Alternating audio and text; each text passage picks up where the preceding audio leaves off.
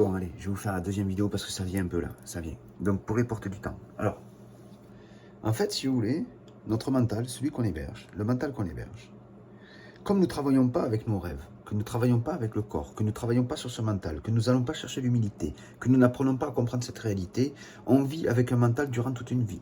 Du coup, on vit dans une espèce de matrice qui va être dépendante de ce mental. On peut vivre 80 ans, être dépendant d'une matrice pendant 80 ans. Vous comprenez maintenant un peu mieux le truc.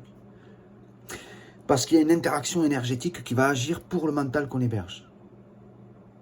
Si on travaille sur ce mental, si on travaille sur nos rêves, nos cauchemars, notre corps, notre humilité, notre acceptation, nos jugements, si on travaille vraiment naturellement, tout ce mental disparaît et se digère puisqu'on est censé s'en nourrir. Du coup, la matrice avec laquelle nous sommes dépendants dans cette réalité s'efface comme notre mental s'efface. C'est là où je vous dis qu'au final, le temps que nous créons mentalement n'existe pas. Nous sommes dépendants de notre propre mental. Comme le dit Sadhguru, j'ai cette phrase qui revient, que nous vivons dans notre propre réalité virtuelle.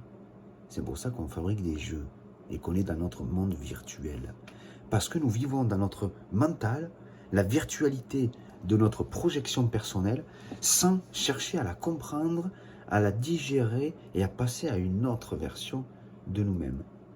Alors, de nous-mêmes, c'est complexe, mais voilà, c'est ce que je voulais vraiment vous expliquer pour fignoler un petit peu le truc.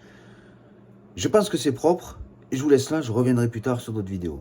Bonne soirée à tous.